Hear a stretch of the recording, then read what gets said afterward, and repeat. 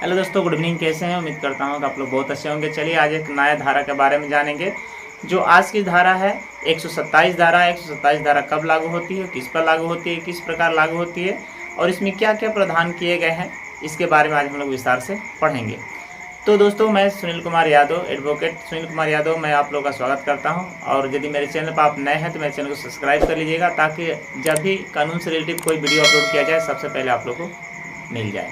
तो आज दोस्तों ज़्यादा समय नहीं गवाएंगे और वीडियो को शुरू करते हैं और देखते हैं कि 127 धारा बीएनएस का क्या होता है। सबसे पहले ये चीज़ हम बता देना चाहते हैं कि जो आईपीसी था, जो पहले हम लोग आईपीसी पढ़ते थे, इसको बदल करके बीएनएस कर दिया गया, बीएनएस, ठीक है ना। यानी भारत के न्याय संहिता के नाम से हम इसे जानते हैं। पहले हम जानते थे आईपीसी की धारा, आईपीसी समझते थे, ठीक है ना, भारतीय दंड प्रक्रिया संहिता। अब इसको हम बदल गया है, तो इसको हम क्या कहेंगे, भारतीय न्याय संहिता के नाम से जानेंगे।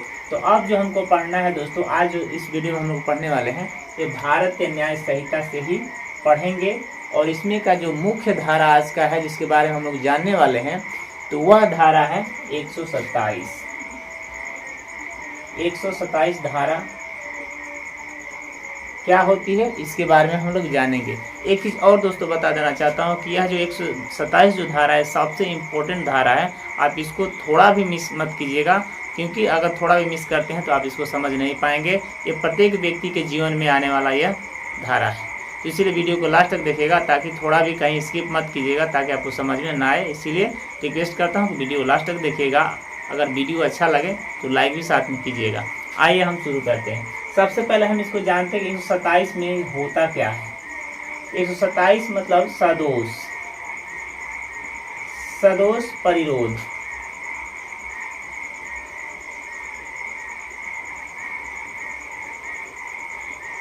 सदोष परिरोध के बारे में कहा गया है, ठीक है ना। तो सदोष परिरोध का मतलब क्या होता है, पहले इसको हम जान लेते हैं। इसका मतलब होता है गलत तरीके से करवास, गलत तरीके से करवास, ठीक है ना। सदोष परिरोध का मतलब होता है गलत तरीके से करवास। अब इसको हम और विस्तार से समझते हैं। कहने का मतलब, यदि एक लाइन में इसकी परिभाषा हम देखें, तो एक लाइन में परिभाषा हम कैसे बता सकते हैं।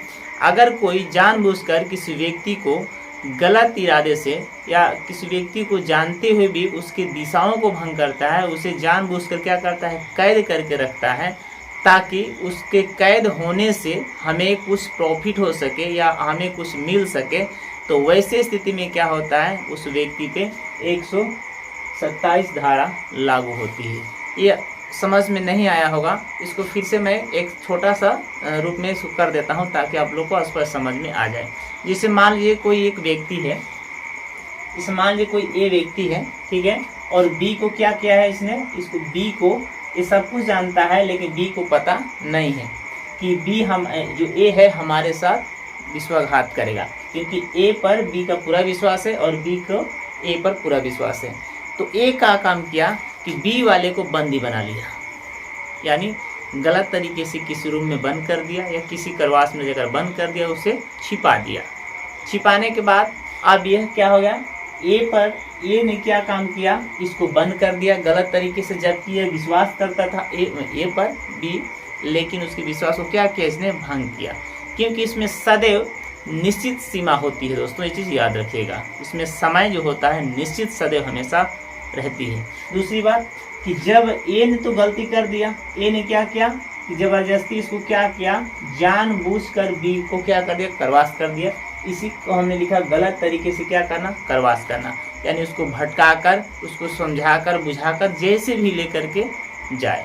आप लोग छोटे अवस्था में या गाँव में एक कहानी सुने होंगे कि पहले के समय जोगी बाबा आया करते थे। जोगी बाबा बच्चों को चॉकलेट दे करके और भरमा कर लेकर के जाते थे। ठीक वही प्रक्रिया है यहाँ पे।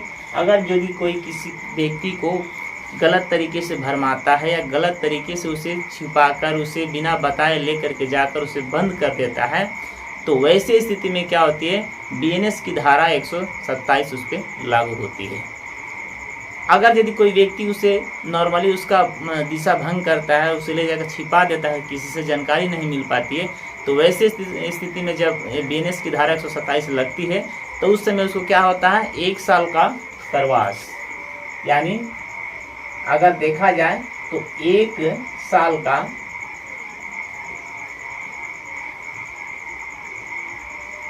कारावास प्लस इसके साथ में जुर्माना भी होता है। कितना का? 5,000।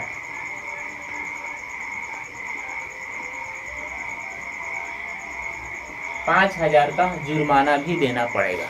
यानी हो सकता है कि 1 साल का कैदी हो सके, या हो सके सिर्फ आपको जुर्माना ही लगे, या ये भी हो सकता है कि दोनों आपको देने पड़ जाए, यानी 1 साल कारावास भी और 5,000 जुर्माना भी। ये पहला स्टेज था दोस्तों। इसी में दूसरे नंबर पर यदि हम देखें तो हो सकता है कि कोई अगर यदि किसी से छिपा कर किसी को कैद करता है, उस समय क्या होता है, उस समय तो 1 दिन के लिए करेगा नहीं, या आज किया अभी और 2 घंटे के बाद छोड़ देगा, इस तरह तो करेगा नहीं। अगर नॉर्मली इस तरह करता है तो ये आपको 1 साल कारावास और 5,000 फाइन आपको देने पड़ेंगे। ये आपका पनिशमेंट है। अगर यदि कोई व्यक्ति 3 दिन से ज़्यादा उसे अपने कैद में रखता है, 3 दिन से ज़्यादा, 4 दिन, 5 दिन, 6, 10 दिन, जितना भी रख सके, इतना दिन से ज़्यादा रखता है, तो वैसे स्थिति में उसका जो पनिशमेंट होता है वो बदल जाता है। अब वो बदल कर कितना हो जाएगा, थोड़ा उसके बारे में जान लीजिए।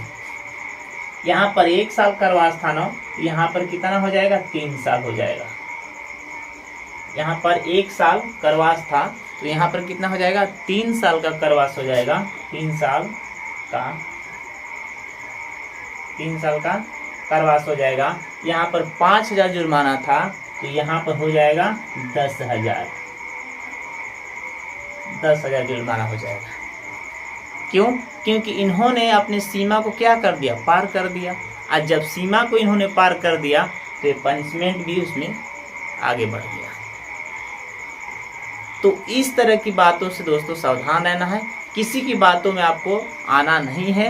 अगर यदि कोई व्यक्ति आपको बहकाए, फुसलाए, ऐसे कुछ बातें कहे तो उसे आपको समझना चाहिए, उसे अपने घर वालों में बताना चाहिए, ताकि यह व्यक्ति इस तरह कहता था। क्योंकि अगर इस तरह का व्यक्ति अगर मिलता है तो आपको यह धारा उस व्यक्ति पर लागू होती है। हमें इन चीज़ों से क्या करना है, बचना है और बच करके रहना है। और ऐसे व्यक्तियों से खास करके बचना है जो एक दूसरे को क्या करते हैं, गलत तरीके से भरमाते हैं और गलत तरीके से फिजूल की बातें करके उसे ले जा करके किसी गड्ढे में गिरा देते हैं। तो बस दोस्तों, आज जो 127 जो धारा बीएनएस का था, इसके बारे में हम लोग अच्छा से जाने।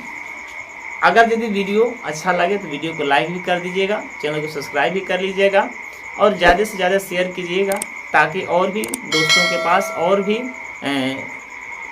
आप लोग के साथी के पास और भी व्यक्तियों के पास पहुंचे, ताकि इसके बारे में पता चले कि बीएनएस की धारा 127 क्या होती है और कैसे व्यक्तियों पे लागू होती है।